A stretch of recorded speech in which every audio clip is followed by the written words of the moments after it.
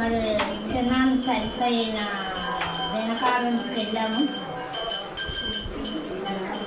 మన దేవుడు ఎంతో గొప్పగా అక్కడ మమ్మల్ని నిలబెట్టాడు.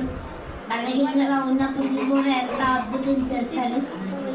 అయితే ఆయన కొరకు ఒక్క సాక్ష్యం చెప్పాలని ఆశపడ్డాను.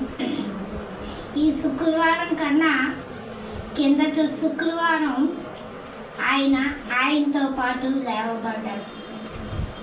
నిజంగా నాకు ఎంతో ఆనందం అనిపించింది.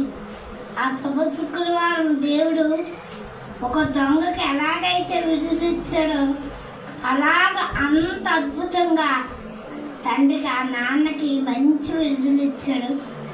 నాకైతే ఎంతో ఆనందం అనిపించింది. నేను నాతో కూడా పరదేశంలో ఉందువుగా కానీ ఆయన ఆజ్ఞ నెరవేర్చినట్టు నాకు చాలా ఆశ్చర్యం వేసింది.